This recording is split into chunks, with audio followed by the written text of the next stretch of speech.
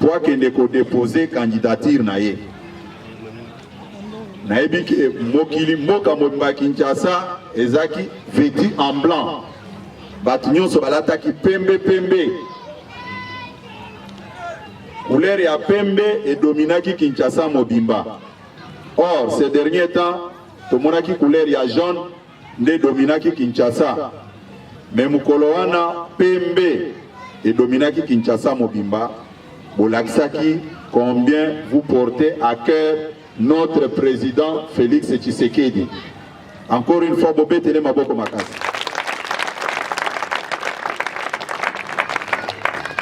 Awa Nazako Eb Sabino Boy. Tango campagne Ekobanda. Campagne électorale Tango Ekobanda. Président cellulaire Téléma. Téléma Likolo.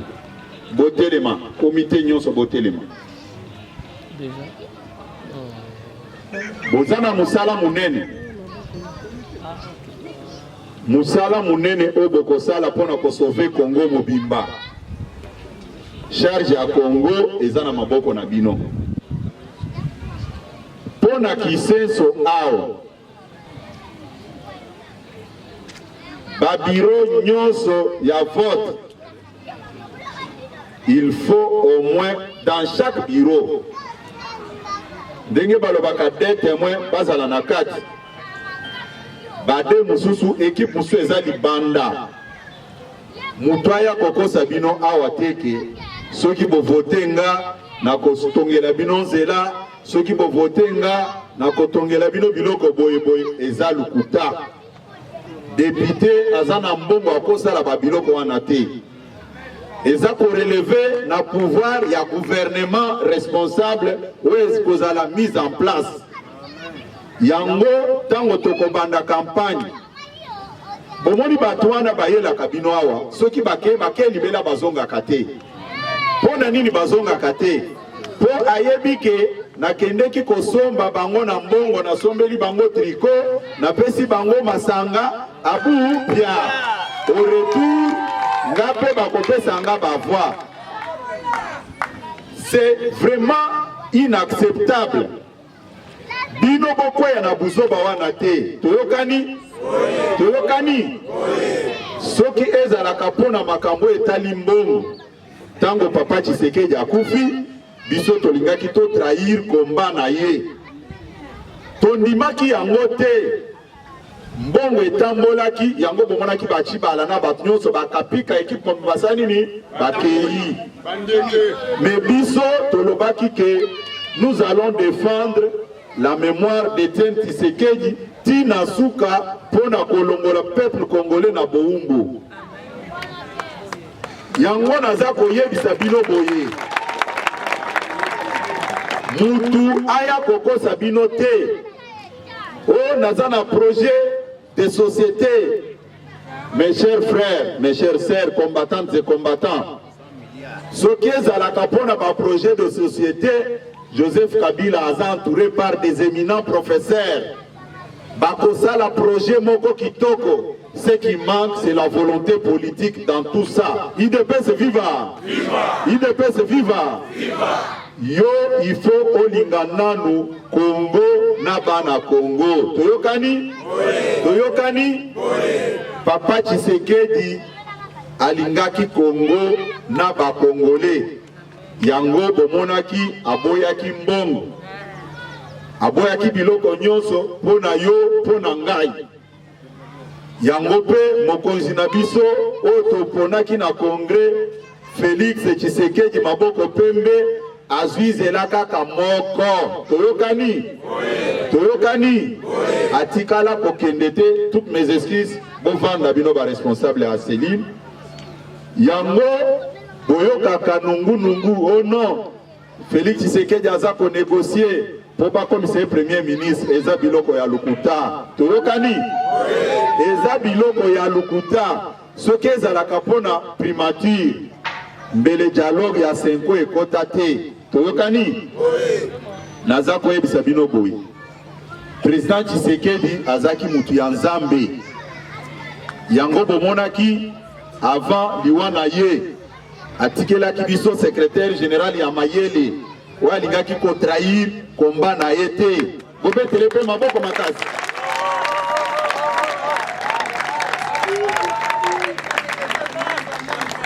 naza koyebisa bino boye ezalaki pete te mupepe eyaki makasi me biso tolingaki kotrahir komba politique ya Etienne Tshisekedi te lelo bakongole basepeli po bayebisi bango que non Joseph Kabila a présenté dauphin na ye mais po botala ingratitude ya bato baza ko reconnaître mutu asalaki ke makambo wana ekoma na niveau wana te mutu asali ke kimia ekota na Congo amiboya ye moko jusque même ya koboya ko se faire soigner na moment oyo baminganga bayebisaki eke na sanza tel il faut zonga po tosala contrôle ya santé aboyi pona yo pona ngai pona peuple congolais mutu wana kombo na ye fe Etienne Tshisekedi wa Mulumba obetele maboko abundaki alobi il faut dialogue ekota pona Joseph Kabila abima en douceur puisque sans dialogue toza na voix mususu te toboyi makila ba congolais etanga mutu ya bongo il faut bo reconnaître mérite o aza nango na bitumba o tosali o toza ko continuer nango bato ebele lelo baza kolobela makambo ya dialogue makambo ya départ ya Joseph Kabila makambo ya dauphin à présenter nulle part dans la constitution balobela ki makambo wana ezaki vision politique ya mwana mboka Etienne Tshisekedi wa Mulumba oyo a sauvé Congo paix à son âme naza kozongela awa bozala distraité nayebi bato bakoya ebele na bambongo pona ba séduire bino mais bino bozala 64 cellules plus 7 sections. Bobete la président fédéral na biso maboko yango nde salaka makasi na biso oko trouver makambo na ba parti politique mususu boyokaka ezoka na télévision mais oyo bino ba panzisango je pense qu'à votre niveau vous allez comprendre combien l'IDPS est organisé. Ceux qui t'osent kaka pona mo amba ba cellule wana t'osent kaka nombre de cellules t'osent rien que 10 personnes dans chaque cellule mais vous avez plus de 10 non oui. Vous avez plus de 10 on nenge boza boy mais na lobby que au minimum on prend seulement 10 personnes on peut aller même au minimum, on prend 50 personnes. IDPS viva. Viva. IDPS viva. Viva. Multiplié par nombre de cellules autozanango. Est-ce Tembe Kozala? Tembe Kozala? Bao balobaka que non, l'IDPS a peur des élections. Est-ce pas ça sérieux? Hein? Président Bovan. Nalobi Boy. Aussi longtemps que dans mes attributions, en tant que secrétaire général adjoint, j'ai la gestion du parti au niveau de toutes les structures de base. Nous allons travailler pour amener notre président au pouvoir. IDPS viva! Viva! IDPS viva! Viva! Ngana linga keshek na vi nangate. Nasa ko yebisa bino ke ba oyo babando ya limité babande ko trouver nga na zola la na bureau nanga avant congrès. Parce que ezaki défi munene après le président Tshisekedi il fallait baye baké malgré akufi mais atiki batu atiki basina mibali na bilenge. IDPS viva! Viva! IDPS viva! Viva! Bomi bete la maboko makasi.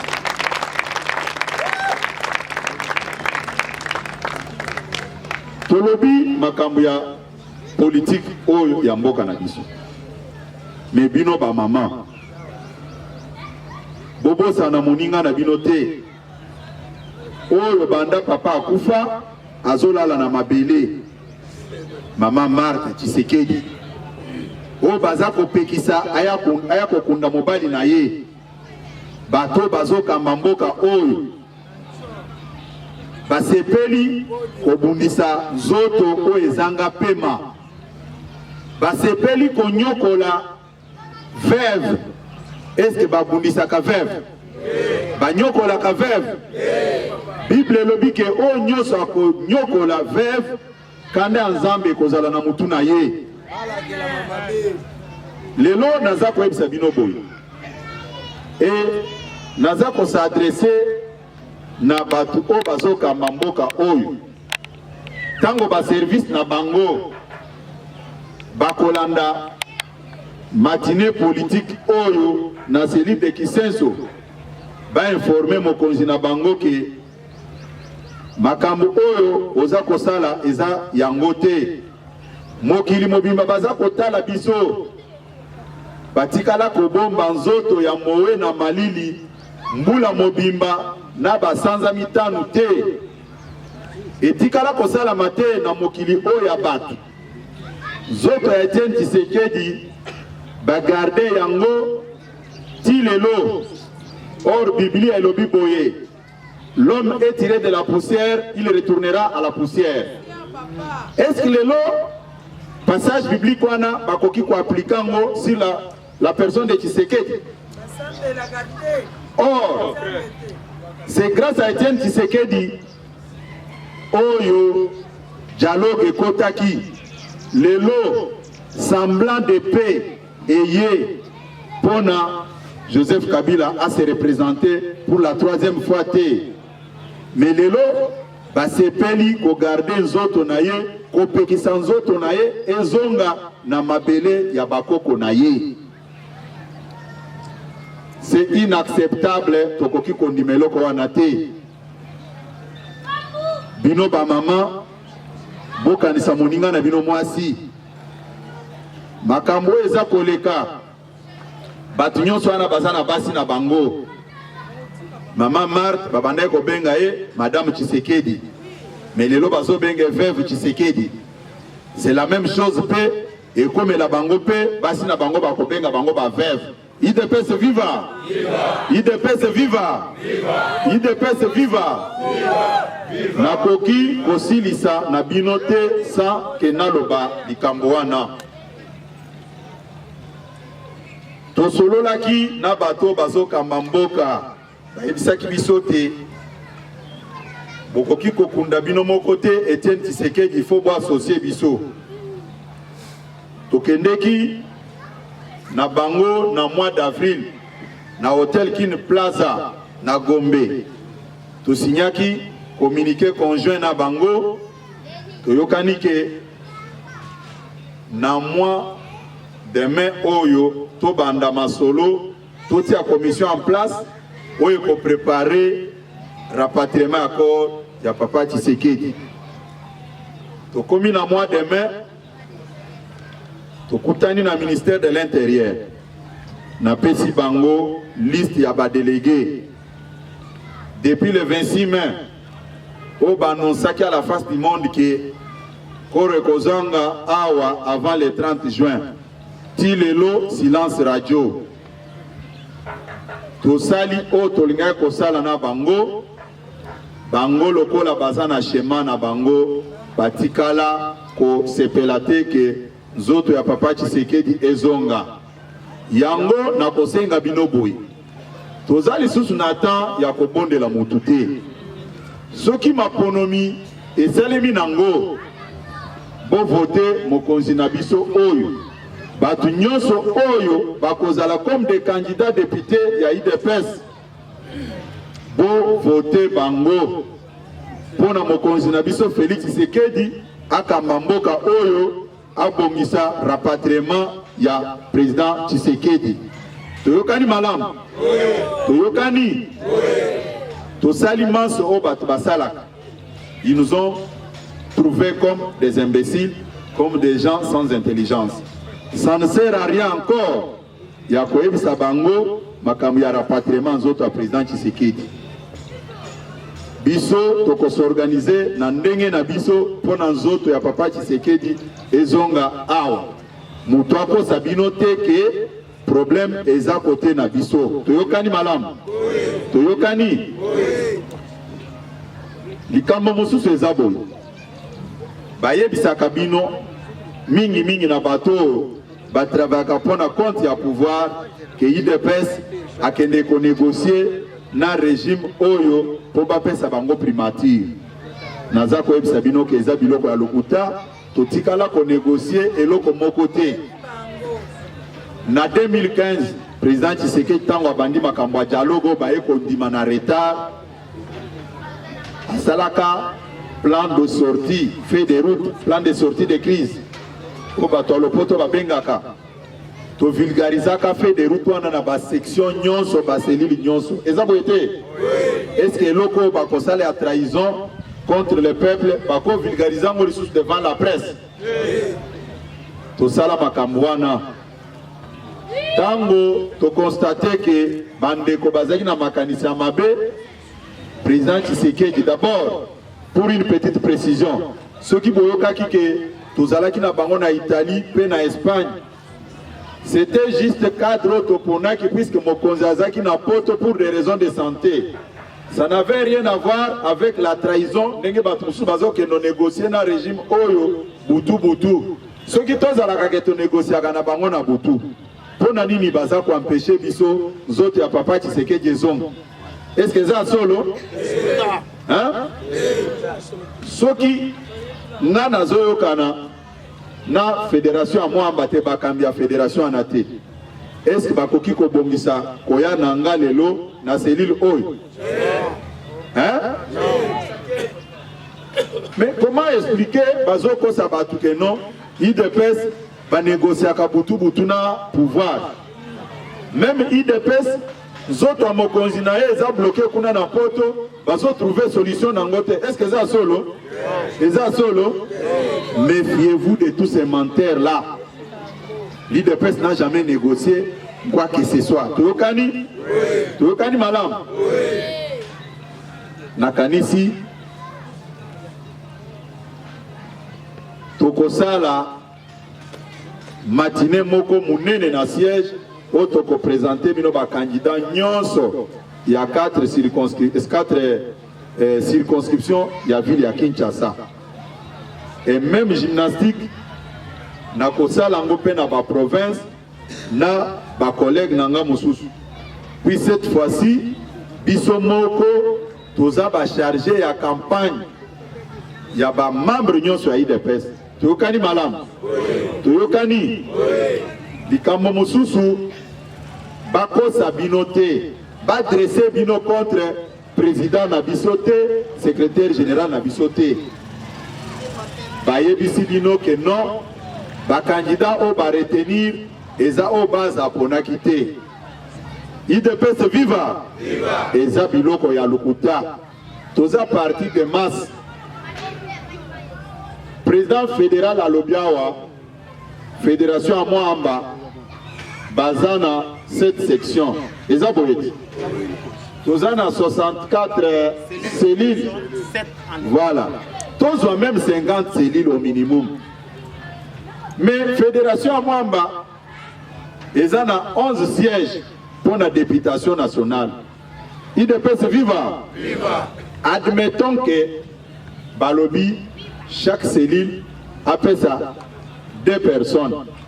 Chaque cellule. Ou bien chaque cellule appelle ça une personne. IDPS viva. Beaucoup appelle ça combien de personnes? 64 personnes pour 11 sièges. Est-ce que Bakoko Kawana? Bakoko Kawana? Mais biloko nini tozo kana cesse oh non. Bazui bato base ponakite.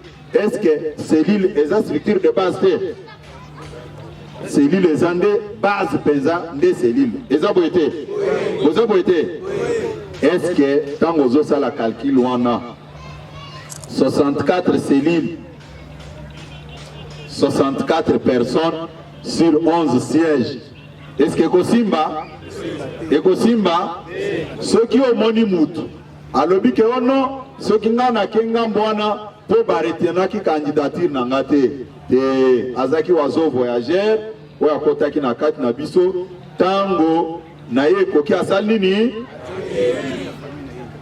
nazako yebisa bino ke tozana mokonzi ya mayele belé, maboko pembe, mbobetele maboko. Nazako yebisa bino ke président Nabiso Félix aza mutu ya mayele belé. Aza mutu ya motema munene. Aza mutu oyo a pardonné même bao baselela papa na ye mabe. Pour preuve, batu nyonso balongwaki na parti, batu nyonso basalaki parti mabe. Botala na sagesse na ye, atie commission oya réconciliation na place batutu bazoya wana, bazolimbisa bango, bazokeni. Alinyaza la rancunier, mais asali eloko wana pour prouver à la face du monde que naza rassembleur binonyo sobozonga. Lelo soki président Nabiso Félix a commis mokonzi mboka oyo, je peux vous rassurer que Joseph Kabila a kotambola 26 provinces à l'aise sans problème. Même en Kinshasa kotambola na baveni likamoko ekozalate puisque mutu ako protéger intérêt nyonso ezande maboko pembe azara nkinyete. IDPS viva! Viva! Tozana mokonzi oyo il faut que tout atolo. Naza koyebisa bino te bato ebele balinga kolobela makambo neme bayebaka yango bien te. Pour une petite histoire, en 1981, tant que mon pays de PC bandit, aza parmi bateau bakenda exil, à Katsana Boatou Ao, à Ke Brazzaville, aza mutu alibosope a kotangisa makila na ye, na poto pona combat oyo. IDPS viva! Viva! Eza ba nouveau venu nyonso baye lobi lobi, à Katsizela lobi ono, Nana comme opposant. Est-ce que c'est solo? C'est solo? Na okaki batu mususu balobi pona nini ye akundi na papa na yete azokendo déposer candidature. Est-ce batu ana bazama yeli? Soki akende ko déposer candidature te balinga baloba keno azo privilégier intérêt na yemoko au détriment ya peuple congolais. IDPS viva! Viva! Yango na lobi tozana mokonzi oyo pona lata elongi na ye nazo kasoni te. IDPS viva! Viva! IDPS viva! Viva! Yango ba peuple congolais ba pesi ekombo maboko pembe. Batu mususu balobi oya sala wapi? Non, il faut pas que na logique na bangoti na suka, il faut pas loba ye ayiba wapi. Puisque maintenant so bazolo ba ke bazana expérience wana. Mais expérience wana ya kimuyi. Un criminel. Kabila sala wapi? IDPS viva. Viva. Naza koloba boy. Soki toke na je o bazome mabino. O balobino, il faut opposition, ba pesa candidat unique. C'est un faux problème. Pour tout l'accepter que toza ba orgueilleux, toza ba égoïste, ton nimi oui, bon le bel candidature unique, mais biso tozo na sac na biso avec nos 36 ans d'élite. Tozo nango yo yelobi na tongwawa, olobino tokene na compétition, pesa parcours politique na yo ezandengeni. Puisque pendant 36 ans, to bandai ko souffrir na population oyo. Boyo sikoyo po bobebani kuna oyemba la moko epa na biso olobi ke non token de compétition na yo. C'est manque de respect. IDPS viva! Viva! IDPS viva! Viva! Et puis na koyebisa bino eloko moko. président Nabiso. Pour na bao ba éviter statut Nabiso à liboso le bakabo. Ba père fondateur na basi na bango. Ce qui père fondateur moko akufi, moi si naza ko remplacer comme fondatrice. IDPS viva. Viva. Ba ancien netinga ba ebili kambwana. Eza boyete. Oui. Mais place ya bana na bango ezalaki wapi? Puisque tango bazo relégué bango, babandaki ko sala nini? Babandaki ko relégué bango na basi na bana. Est-ce que bana baza ba fondateur te? Non, ils ont travaillé de la même manière. Yango nayoka kasonité pour dire aux gens publiquement, Félix fait partie des fondateurs de l'IDPS. IDPS viva! Viva! IDPS viva! Viva! Non, il faut engager le débat autour de ça pour tout expliquer bino na lobi boye. Babane ko bisa bino ke babane ko relégué président Tshisekedi mwasi na bana. Pourquoi tant on va se reléguer bana? Ba classe bando katana, c'est ça non? Non, na lobi te que pour naza secrétaire général adjoint liboso na bino. C'est une réalité historique qu'on ne peut pas falsifier. IDPS viva! Viva! IDPS viva! Viva! Néanmoins, on a lobby que candidat na biso, candidat na bino, azako peser na balance makasi. Bobe tele maboko. Yango proposer la débat. Oh batubako lukabaya nango, nous sommes prêts pour discuter avec quiconque et de nous dire aussi ce qu'il a fait pour ce pays au niveau de l'opposition. Teokani, Teokani, na kosuke la na information ya suka. Ndenge tozaboyi, IDPS tokei na élection to déposer ba candidature na biso en tant que IDPS. Toza na plateforme mon côté. Toyokani, na lobby ke Naza parmi les responsables politiques à IDPS. Naza secrétaire général adjoint. Je m'occupe de l'implantation du parti sur toute l'étendue de la République, même à l'étranger. Comment IDPS ce qui base la plateforme politique électorale sans que Nana les former? Est-ce que c'est solo? Est-ce solo? Méfiez-vous. Moutaya Koko Sabinote que biso IDPS toza na plateforme Songolo Pakala toza ko soutenir ezate toke na IDPS en tant que IDPS eza orgueil te. D'abord eza premier test total sikoyo eloko nini mokonzi na biso akomema na sac na ye devant ba partenaire na ye politique toyokani bino ba président cellulaire. Je m'adresse à vous mutu ata moko te aya ko yebisa bino ke ono biso toza na plateforme oyo eza président Félix. Président Félix aza na parti politique na ye kombo nango nini? IDPS. Kombo nango nini? IDPS. Bobete la président na biso maboko makasi. Aza autorité morale ya eloko moko te.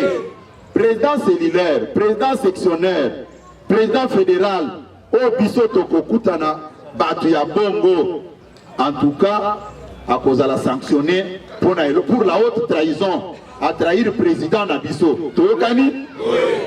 Boyebi biloko ya soutien Etienne Tshisekedi. Boyebi biloko ya dynamique Tshisekedi président. Hein? Tango biso tozongi si ba o ya biso ba député bana o ya biso. Est-ce bomoni bango bazongi? Bomoni bango bazongi? Na lingi muto ako sabinote ba photo ba ko sal sangope. Mais bino bozali nani IDPS toyokani? Toyokani? Oh na yebisi bino en tant que responsable ya IDPS. Na bengi bino na mopanzi te ke yaka likambo eza boye non. Partout où j'ai toyokani? Pona mukolo lelo na sukelia. Merci.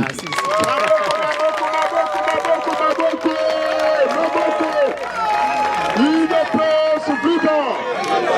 Boyoki Mateya Yamokonde. Attendez, c'est là. Excusez. IDPS viva. IDPS viva. Na kibino waki boza bato amayele belé. Bolakisi siko même devant ba pansango ke boza bato amayele. Bomi bete la maboko. ngai nasala ki yango exprès pour natala vraiment batuna biso bazama yele bazolandela. C'est ce qui prouve même que bozolandela la situation politique ya mboka na biso à la loupe. Le 1er mars, nazaki chef de délégation, à l'époque nazaki porte-parole ya parti. Na memaka délégation à IDPS, na cahier de charge na biso à 45 questions. Oyo tokendeki nango ti na seni. 45 questions na-t-il le batikala kopesa biso biyano ya solo te. Ezaneti moi nazana salle de classe. Professeur ou bien enseignant a posé examen na ye ou bien interrogation a commis biloko na papier. Est-ce que 0 sur 10 c'est la raté? Bah 10 sur 10 c'est la raté. Est-ce que ceux qui m'ont toqué kopesa papier n'est pas moulaki? Cela veut dire qu'azui Zwaka kama na yeb sibino ke petit yaka. Petit yaka, yaka. Ouais, venez. Yaka. Mais na lobby boy, il dépêche viva. Mais c'est révoltant même. C'est manque même du respect et de courtoisie. Papa, yakana. Yaka. Soyons sérieux. Bomoni kaka mwana oyo. Na ajo ya ye. A lobby papa oyo. Oh non, il faut que de compétition, batala nani, à cause de la mokonzi pour diriger l'histoire. Est-ce que vraiment c'est bien réfléchi? Mais c'est la situation que nous vivons aujourd'hui dans notre pays. Yo, on c'est la partie na yo lobby. On c'est la lobby. Au lobby non, biso tout aux aba opposants. Ok, bravo, tous aba opposants. Foutambo on a ba média ndenge to dengo lingi. Basa la propagande, mais Moukole Koya, vous voulez nous diriger? Oui, bravo. Dites-nous un peu, qu'est-ce que vous avez déjà fait? Puisque Biso Toebi, sans aboy, Likambo Boy, comme il a qui Biso, papa Kendovan. Mon fils va rester là au titre. Biloko wana, Tokoki Kolobe Langote. Biloko wana, Tokoki Kolobe Langote. IDPS viva. IDPS viva. Yo outi obala kaka lobiao. Mais papa oyo azana brevet na mariage il y a 30 ans d'expérience. Zamba pambolo mama. Yo outi ko sala mariage na lobi, okomi ko ya côté ya papa azana 50 ans na mariage na est-ce que tu as bien réfléchi? Comment expliquer batu baza ko se gêner balingi ko engager discussion na IDPS autour ya leadership? Mais comme nous sommes en démocratie par courtoisie, tozon di makaka boya to solo là. Mais ceux qui batu balinga qui pas respecter bango, ceux qui balinga même mokili mo ba respecter bango, balinga ba lo banini. Non. Place wana ekoluka débattre. Place wana ezaya IDPS batia mutu na bango biso nyonso tozala sima tobongisa makamba. Et wana pe lingeke laksa na face du monde que batu baza honnête, baza sérieux. Puis il y a un problème qui va se poser. Yo ozalaki na ngambo wana. Jour tokende qui marche.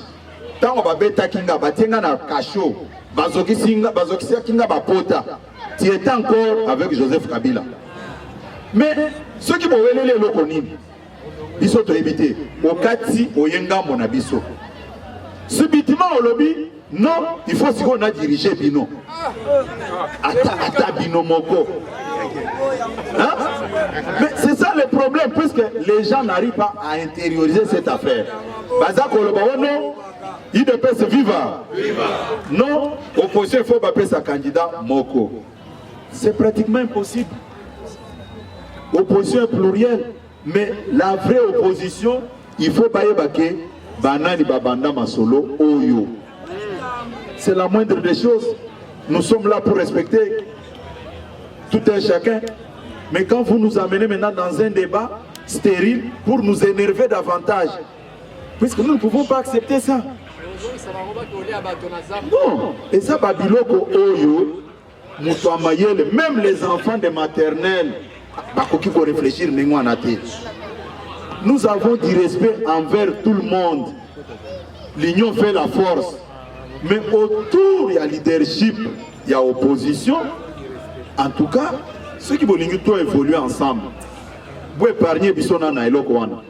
débat on a ça koyoka au nom programme du gouvernement au projet de société ou à cause d'un projet écoleka mes chers frères ceux qui ont un projet de société Kabila Zana Yango Ebele, il est entouré par des éminents professeurs au Baforma Kabato Bazo comme Abiloko Wan. Mais pourquoi ça n'avance pas? Pourquoi ça n'avance pas? Parce qu'il y a manque de volonté politique. IDPS viva. IDPS viva. Problème Toza Nango, et ça y a crédibilité, il y a processus électoral. Processus et crédibilité. Toza a 10 millions d'enrôlés fictifs. D'enrôler sans empreinte, c'est-à-dire Batou, Barola Bango, Bazanga Maboko. Tous en a problème, il y a machine à voter. Tous en a problème, il y a rapporteur, il y a Seni, Oyo, Azamutu, il faut IDPS à remplacer Moussoussou. IDPS viva! Viva! C'est ça le vrai problème majeur au Tozanango dans le processus Oyo. Ba débat Moussoussou autour, il y a candidat commun. Et candidat unique de l'opposition, ils ont accessoires. Ce qui est élection, ils sont crédibles. Bino ndenge bozaboy. Boko bisamutu na bino. Na 2006, opposition na deuxième tour. Après ça, candidat unique. Après ça, candidat Jean-Pierre Mbemba na 2006-2007. Est-ce que a dirigé qui? Na 2011, fait Etienne Tshisekedi. A gagné qui Joseph Kabila. A dirigé qui? Mais qu'est-ce que vous voulez nous rencontrer encore? Puisque le processus est crédibilité, c'est comme ça que par étape, mi balewana na laxibino to gouvernante, puisque le processus est crédibilité. Yango na koeb sabino ke ba même bino na ba distraction wanate. Biso tozawana pour ko éclairer bino. Biso tozana terrain, toza ko sensibiliser bino pour boyeba to ko kenezela nini. Mokonzi na biso a s'occuper na makambo ya diplomatie pour amemela biso bokonzi tango tokene maponomi. Encore une fois, nakanisi pona mukolo alelo. Azoyeb sabino ke tosuki awa bozonga na bandako na bino. Merci mingi.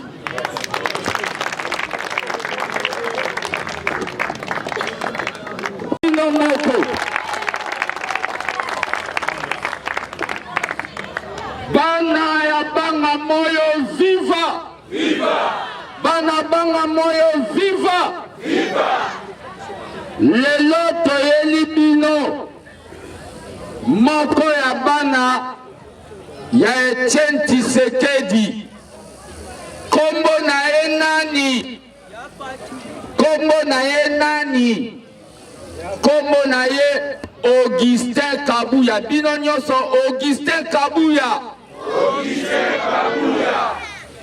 Augustin Kabuya sona zima loba ezali pona sala mwa témoignage ya moke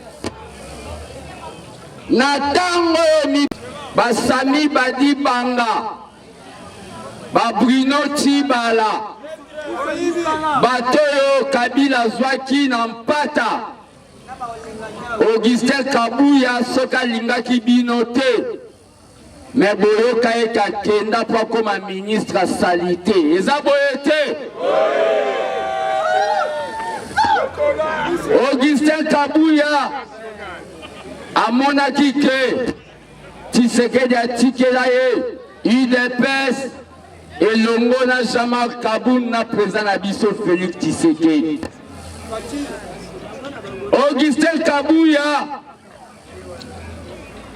akoya komemela bino basoso te ndenge bakosaka bino. Eza boye te. Député musala na ye ezalaka ya konvote mibeko po te kokontrole gouvernement. Baoyo bayaka koloba ke bakotongela bino Sozakon bazali bato ya lokuta. IDPS viva! Nazali kotonda bino botondi pona 2011 bino bana ya banga moyo bokangaka moko oya mibetaka tolo toyebi te soki aza fumu bwala ya ndaku na ye bokangaka azokotisa babilite ya fraude. bomi bete na maboko po boza vigilant.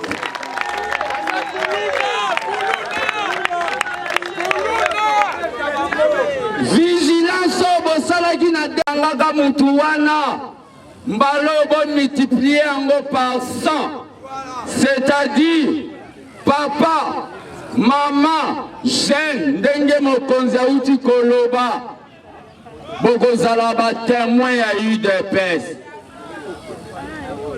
Politique tokosala pona tolonga tozwa ba député lokola ba Augustin Kabuya po bango soki bazali na parlement bakopesa mokonzi ya biso maboko pembe majorité. Politique wana ezali slogan na biso ya UDPS oyo ezalaki pas une seule parcelle sans UDPS. Moto nyonso ya UDPS na baélection koya akokoma lokola bandeko na biso ya témoin de Jéhovah. Eza boye te porte par porte tokokota na bandako nyonso mapango nyonso koteya. Liloba na ngai oyo nalingai naloba na bino bose prendre en charge bakosa bino te. Mutu wana lokola maponami ezoya akoya koluwe ndaku moko ana Kisenso lera kobima député azongi kitambo. Na moma wana bozala vigilant. UDPS viva! UDPS viva! Balingaki baboma UDPS! Balingaki baboma UDPS! Tokolala tokokanisa etene. Tokolala tokokanisa etene. Chibala lingaki ya boma UDPS! Balingaki baboma UDPS! Tokolala tokokanisa Félix.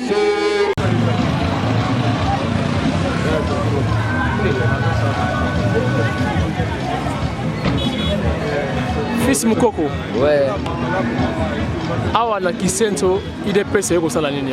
Ouais, toye na cadre ya pré-campagne, redynamisation ya parti, représentation, cadre ya redynamisation ya ba structure à base. Bon, to profiter pe na occasion pour na ko annoncer bango moko ya ba candidat député ya UDPS Augustin Kabuya. Donc toyaki na banga moyo na Kisenso. Donc c'est ça. Bobangité na Kisenso ba bakana Kisenso bobangité. Ouais, UDPS c'est ça partout. Toi na muto obanga te na Kisenso. Donc oyo ezaka ebandeli ya masolo. Donc qui vivra verra. C'est bon. Félix. Bon, moi na mai bino boda bana terre bana banga moyo arrivé à secrétaire général adjoint UDPS bino ndengeni. En tout cas celle biso kitoko na elengipo tant que soka da UDPS tozotala papa Tshisekedi akufa po na nation ezosala biso kitoko mais elo lokosenga tozala kaka ini po tolonga masolo. Ah non, c'est-à-dire ozosenga ke ba candidat sur opposition basangana basangana oyo akolinga kosangana te azoluka intérêt na ye c'est que azana bolingo ya mboka te oyo akoboya ngana kosangana te akolongwa na compétition toza biso nyonso mpona tozala ini mpo tozosoutenir candidature ya Félix Tshisekedi. Merci beaucoup. Merci.